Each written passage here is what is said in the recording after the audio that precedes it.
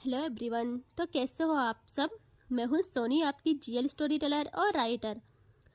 बिना किसी देरी के आते हैं सीधा स्टोरी पे। आशिकी का पार्ट 29। पिछले पार्ट से आगे चलेंगे। ओके। बैक सीट पे सौम्या की गोदी में रिधि बैठी थी और सौम्या का हाथ रबिंग कर रहा था बहुत प्यार से। और सौम्या जानबूझ के रिधि को कहती है कि मुंह खोलो। रिधि को वो बहुत धमकी भी देती है कि रिधि मुंह खोलो वरना मैं उससे पी जाऊंगी।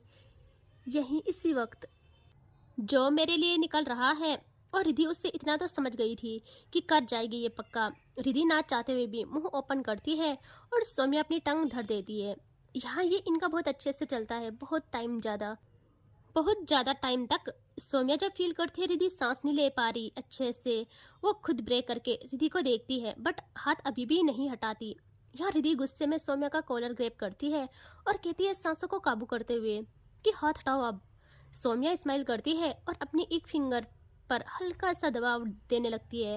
रिधि जल्दी से सौम्या के कॉलर से एक हाथ हटा के सौम्या के उस हाथ पे रखती है अगेन और उससे हटाने की नाकाम कोशिश करते हुए गुस्से में कहती है हाथ हटाओ, सच कह रही हूँ बहुत पछताओगे।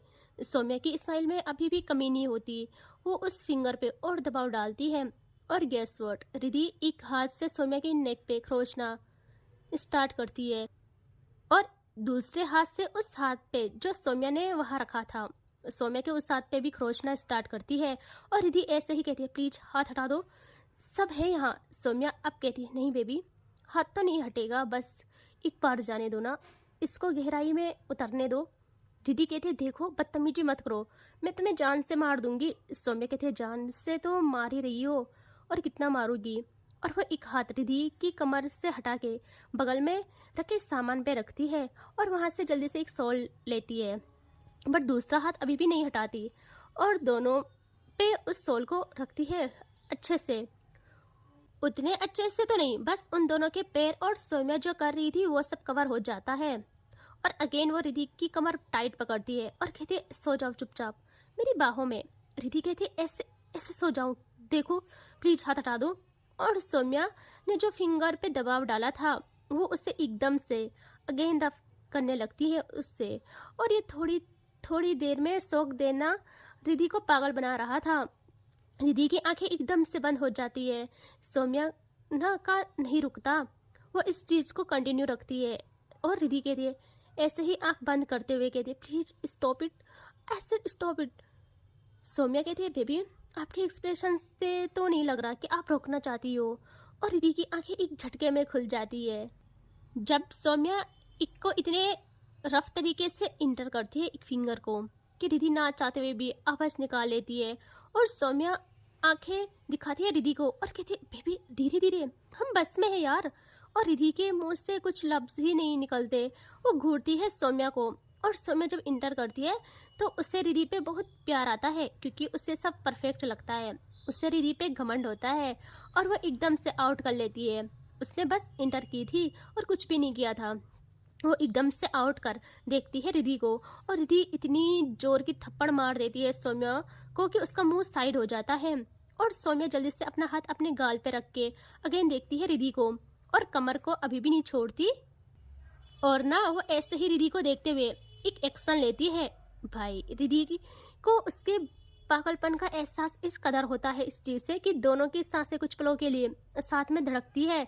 सौम्या उस अपने हाथ को अपने माउथ तक ले जाती है और रिधि जल्दी से उसका हाथ पकड़ती है और कहती है पागल हो, छी हटाओ इसे। बट सौम्या नहीं हटाती, वो उसे अपने मुंह में इस अंदाज से रखती है कि रिधि अपनी नज़रें हटा देती है। और ये दोनों कुछ और करते उसी वक्त एकदम से इनके यहाँ की लाइट होती है ऑन। ओ भाई। और सौम्या तो बिल्कुल भी नज़रें नहीं हटाती रिधि से क्योंकि उससे कोई लोड ही नहीं थी, लाइक कि जिसे देखना है देख ले। बट रिधि की आंखों में जैसे लाइट बढ़ती है वो घबरा के देखती है उस तरफ और वहाँ थी तनु। और ना रिधि घबरा जाती है और कहती है तनु तुम शुक्र है इनके ऊपर सोल थी। और रिधि ना ही सौम्या की गोदी से उठ सकती थी और ना ही वहाँ बैठ सकती थी।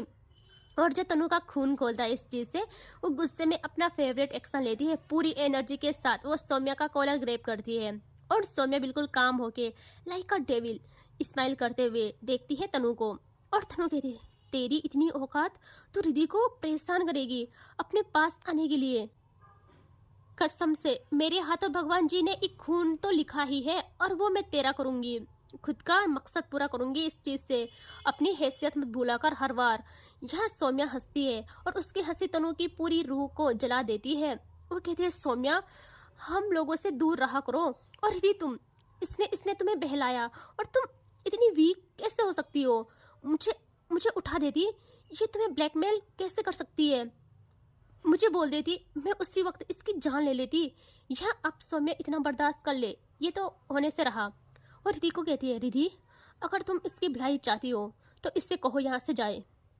तुम मेरे साथ सोओगी आज, हम यही रहेंगे। यहाँ तनु रिधि को कहती है, रिधि प्लीज मेरे साथ चलो, मेरे से अब ये सब एक भी पल बर्दाश्त नहीं हो रहा है और तुम उठो यहाँ से। और वो जल्दी से रिधि का हाथ पकड़ती है।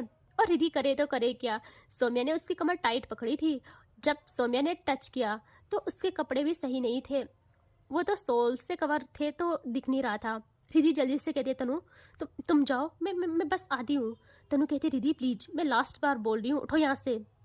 और सौम्या क्या करती है, जानबूझ के रिधि की कमर ऐसे ही पकड़ते हुए अपने सर को पीछे सीट पे टिका लेती है और कहती है, जान आ जाओ, आप रेस्ट करो मेरे पास। यार रिधि तनु को कहती है, तनु प्लीज प्लीज बस लास्ट वाली बात मान जाओ, मैं आती हूँ ना, तुम जाओ। तनु ना रिधि से बहुत नाराज हो जाती है। वो गुस्से में रिधि का हाथ छोड़ के वहाँ से अपनी सीट की ओर आने लगती है। और रिधि अब घूरती है सौम्या को पूरे गुस्से में और जल्दी से अपने कपड़े सही करती है। यह रिधि कहती है, जंगली इंसान, बदतमीज, हटो यहाँ से, मैं जा रही हूँ। और सौम्या ना जल्दी से रिधि को खींच के अपने सीने से लगा लेती है बहुत प्यार से। और जैसे वो उसे अपने सीने से लगाती है, रिधि को एक अजीब सा सुकून फील होता है। वो जबकि इस फीलिंग से भाग रही थी, ये सब उसकी इख्तियार से बाहर होते जा रहा था। वो कुछ समझ ही नहीं पा रही थी। और सौम्या दूसरे हाथ से रिधि के हेड को सहलाने लगती है इतने प्यार से कि रिधि के मुंह से लफ्ज भी नहीं निकलते। ना वो इसे चाहती थी और ना ही इसे रोकना चाहती थी। यह रिधि की आंखें उस पल बंद हो जाती है जब सौम्या उसका माथा चूमती है और फिर बहुत प्यार से सोल को अच्छे से दोनों में रख लेती है और कहती है, जान आप प्लीज सो जाओ। देखो आई नो मैं बहुत खराब हूँ, लेकिन सच कह रही हूँ, पता नहीं क्यों मैं खुद को हार रही हूँ। आप चाहो तो मैं आपके एक इशारे में सब कुछ कर जाऊंगी। आपको मेरा ये हर किसी को बाहों में लेना पसंद नहीं है ना, क्योंकि आप रिधि हो, एक कोहिनूर हो। तो एक कोहिनूर मेरे जैसे आम इंसान को इतनी आसानी से हासिल हो जाए, ये कुछ जचता नहीं है।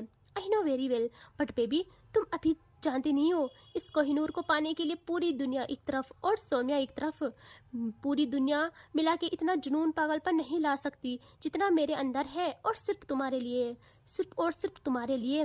तुम्हें पता है, अमीरी से अमीर इंसान या कोई देश की रानी तक को मैं एक टच में अपनी बाहों में ला सकती हूँ। इतना तो मुझे खुद पे गुमान है, लेकिन तुम वो आग हो जिसमें मेरा पत्थर सा दिल मोम बनने लगा है, गलने लगा है। मुझे तुम्हें पाने की कीमत अपनी सांसों से चुकानी पड़े तो मैं तब भी मंजूर हूँ। अभी तुम जानती नहीं हो मुझे, और यदि मैं तुम्हारी नजरें तक अब किसी और पे बर्दाश्त नहीं कर सकती हूँ।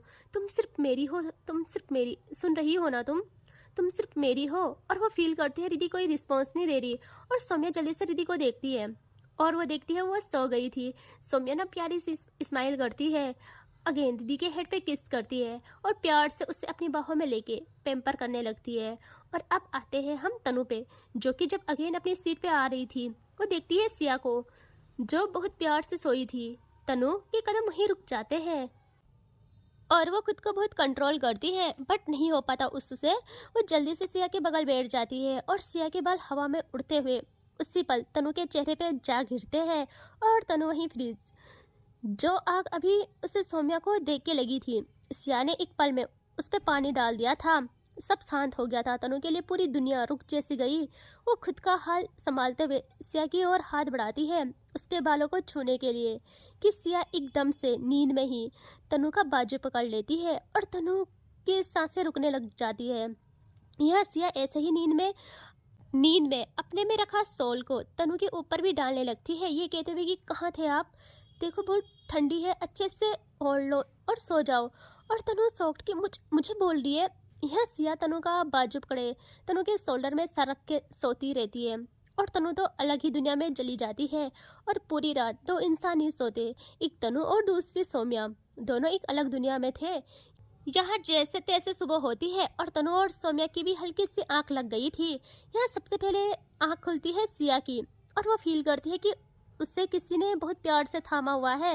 और सिया बहुत खुश हो जाती है। वो अपने बगल में रखे अपने चश्मे लेती है और ऐसे ही पहन के देखती है उसे और ये कहते हुए देखती है कि गुड मॉर्निंग। और जैसे उसकी नज़र तनु पे जाती है, सिया की सांसें ऊपर नीचे होना स्टार्ट और सिया इतना घबरा जाती है कि वो जोरों से चीख मार के तनु से दूर हट जाती है। ये चीख इतनी तेज थी कि एकदम से एक ढाबे के सामने गाड़ी ब्रेक मारती है और पूरे लोग जाग उठते हैं। यह सौम्या बहुत ज़्यादा सोती थी, उससे पता ही नहीं था कि क्या हुआ। और रिधि की आंख खुल जाती है। जल्दी से सौम्या के सीने से सर हटा के देखती है सौम्या को और उसका कॉलर पकड़ के झकझोर के कहती है, उठो जल्दी। यह सौम्या भी जल्दी से घबरा के उठती है और कहती क्या हुआ जान, क्या हुआ? रिधि कहती मुझे नहीं, तुम्हारी सिया को हुआ है। और सौम्या ना जल्दी से हरकत में आ जाती है और रिधि जल्दी से उठ जाती है और सौम्या भी। और वो फिर कुछ नहीं सोचती ना समझती, वो भागती है सिया की तरफ अपनी सीट पे। और सिया ना विंडो से लगी अपनी आंखों पे हाथ लगाए कांप रही थी और तनु डरते हुए कह रही थी, सिया क्या हुआ? तुमने ही तो रात को कहा था कि ठंड है। यहाँ मैम सब टीचर्स भी हरकत में आ गए थे। और सौम्या आगे आके गुस्से में तनु को रफली खींच के अपने सामने करती है और कहती क्या क्या किया तुमने? और जैसे सौम्या की आवाज़ सुनती है सिया, वो देखती है सौम्या को और सौम्या तनु को कहती है, बोल क्या किया? सच में सिर्फ रिधि की वजह से मैं तुझे सहती हूँ, वरना ना मैं तुझे यहीं पे खा कर डालूँ। 1000 बारी वार्न किया है कि सिया से दूर रहे। मेरे साथ कल नहीं निपट पाई तो उस मासूम के साथ लड़ने चली। यहाँ तनु को तो सिचुएशन समझ ही नहीं आ रही थी कि क्या हुआ, मैंने क्या किया। और सौम्या ना बस तनु का कॉलर पकड़े उसके सीने में दूसरे हाथ से पुश करना करती है स्टार्ट और ये कहते हुए कि बोल क्या किया तूने? और सौम्या अगेन अपना आपा खोती। सिया जल्दी से सौम्या का हाथ पकड़ लेती है और सौम्या के हाथ रुक जाते हैं। वो धीरे धीरे देखती है सिया को और सिया टीचर्स को देख के कहती है, सर मैम वो इन्होंने कुछ भी नहीं किया। मेरी जैसे नींद खुली मैंने इनको अपने पास देखा और मैं घबरा गई क्योंकि हम दोस्त भी नहीं है तो, और अचानक से ये सब हुआ। और वो ये कहते हुए कांप रही थी और सौम्या जल्दी से उसे हक कर लेती है। और सर और सबको पता था सिया कितनी भोली है, जिसने आज तक कोई दोस्त भी नहीं बनाया है। वो किसी को पास देख के घबराएगी ही। और सर सबको कहते हैं कूल डाउन, सब ठीक है सब ठीक है। और हम सब लोग एक ढाबे के पास आ गए हैं, सो सब निकल जाओ बस से, वहाँ हम व्यवस्था करते हैं ब्रेकफास्ट की और वॉशरूम वगैरह की भी। सब यहाँ सब बच्चे बस से निकल जाते हैं और मैम लोग भी। सियाना जल्दी से सौम्या से दूर हट जाती है, उसके सीने से अपना सर हटा लेती है और सौम्या थोड़ा परेशान हो जाती है। वो कहती है आप ठीक हो ना? I am sorry. मैं वो सिया कुछ कहती ही नहीं, वो नजरें झुका के अपना चश्मा सही करती है और बस से उतर जाती है। यहाँ सौम्या शॉक्ड, वो देखती है तनु को जिसके चेहरे पे एक ऐसा गुस्सा था कि उसकी तपिश में कोई आसपास भटके इस वक्त तो वो उसे जला डाले।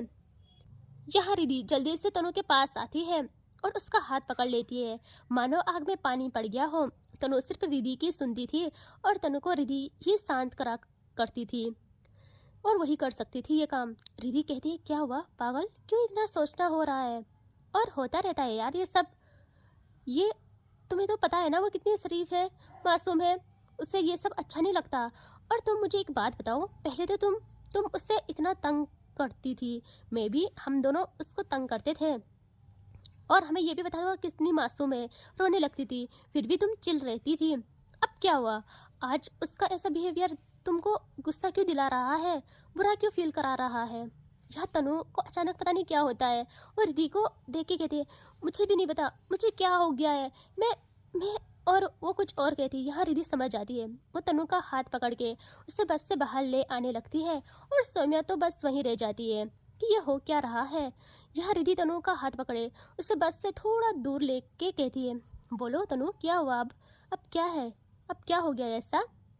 यहाँ तनु कहती है मुझे भी नहीं पता रिधि, अब उसके बिहेवियर से उसका मुझसे डरना, मुझ पे गुस्सा करना, मुझसे दूर भागना मुझे गुस्सा दिलाता है। मैं चाहती हूँ वो मेरी दोस्त बने, मुझसे डरे नहीं, जैसे सबके साथ रहती है वैसे मेरे साथ भी रहे। और रिधि बहुत प्यार से तनु का फेस हाथों में लेके कहती है शांत हो जाओ, ओके आई नो, बहुत मिक्स फीलिंग्स है। तुम्हें पता है इस वक्त हम चारों की कंडीशन सेम है, हम चारों का हाल एक जैसा है। मैं सब फील कर रही हूँ, लेकिन खुद मेरा इन सब में कोई इख्तियार नहीं रहा। तनु कहते हम चार मतलब रिद्धि कहते तुम, मैं, सिया और सौम्या। या तनु कहते मैं कुछ समझी नहीं। रिद्धि कुछ कहती ही नहीं, वो खामोश हो जाती है। या तनु भी कुछ नहीं पूछती, वो जल्दी से रिद्धि को हक कर लेती है। और इस हक की नीड रिद्धि को भी थी और तनु को भी। रिद्धि भी तनु को काम करने लगती है और तनु रिद्धि को हक किए हुए कहती है तुम ठीक हो ना। और मुझे बताओ, वो तुम्हें ब्लैकमेल तो नहीं कर रही थी ना कि उसके पास रहो तुम? बस एक बार बोलो, कसम से मैं उसे तबाह कर दूंगी। यहाँ रिद्धि कहती है नहीं बुद्धू, कोई ब्लैकमेल नहीं कर रहा था मुझे।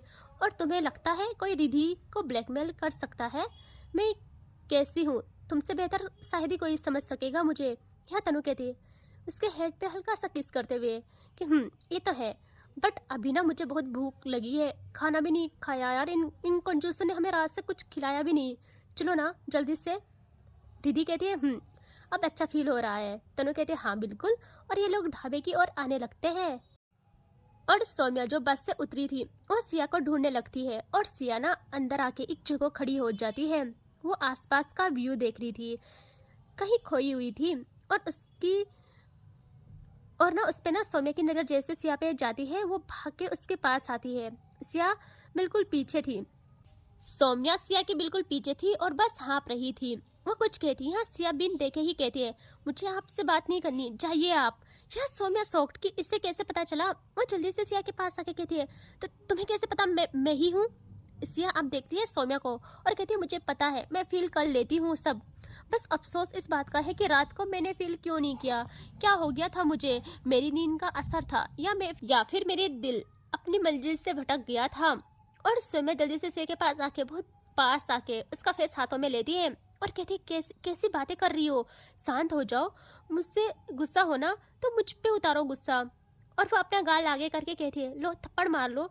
सिया कहती नहीं मुझे नहीं करना ये सब। यहाँ सौम्या जल्दी से अपने कान पकड़ लेती है और कहती है रात को मैं ना सामान लेने गई थी पीछे, फिर मैंने फ़ोन छेड़ा और फिर मैं ना सो गई वहीं। वहाँ रिद्धि भी थी उनके ही साथ। मुझे लगा आपको भी कंफर्टेबल फील होगा और मुझे क्या पता था वो तनु वहाँ बैठेगी, वरना मैं आपसे आपके कंफर्ट के लिए भी इतनी सा भी दूर नहीं रहती। सिया प्रॉपर देखती है सौम्या को और कहती है मैं कभी किसी इंसान के इतने पास नहीं रही, ना मेंटली ना फिजिकली ना ही इमोशनली जितने आपके पास। आप मेरे इकलौते दोस्त हो, इसीलिए पता भी है जब मैंने उनको देखा तो मुझे क्या हुआ मैं खुद नहीं जानती। मैं बहुत चिल्लाई क्योंकि पहले भी वो मुझे ना तंग करने के लिए ये सब करते थे, जबकि मैं उन्हीं की क्लास की हूँ। फिर भी मेरी रैगिंग लेने के लिए मुझे ऐसे ही सताते थे, इसीलिए मैं डरी। और सौम्या ना जल्दी से सिया को हक कर लेती है और कहती शांत हो जाओ, अब कोई तुम्हें नहीं डरा सकता ना सता सकता है, मैं उसकी जान ले लूँगी चाहे वो कोई भी हो। और सिया बेचारी पिघल जाती है। यह सौम्या कहती है सुनो ना, आपको मेरे बारे में कुछ पता है? सिया कहती है क्या? सौम्या कहती है मुझे ना बहुत भूख लगती है, मैं एक नंबर की फूडी इंसान हूँ। यू नो ना, रात से कुछ नहीं खाया, खाते हैं ना चलो यहाँ से। सिया ना सीरियस हो जाती है और कहती है आपने बताया क्यों नहीं, मैं टिफिन लाती ना। सौम्या कहती है आता है आपको बनाना? सिया कहती है मेड से बनवाती ना, मेरे घर वाले मुझे किचन में जाने ही नहीं देते, कहते हैं मैं बच्ची हूँ चोट लग जाएगी। यह सौम्या कहती है सच तो कहते हैं, बच्ची हो आप समझे? सिया कहती है हाँ ठीक है, ये सब बातें बाद में करेंगे, पहले खाना खाने के लिए चलते हैं। और वो सौम्या का हाथ पकड़ के उसे ढाबे के अंदर ले जाने लगती है। एंड इससे आगे देखेंगे नेक्स्ट पार्ट में। ठीक है, टेक केयर, बाय बाय।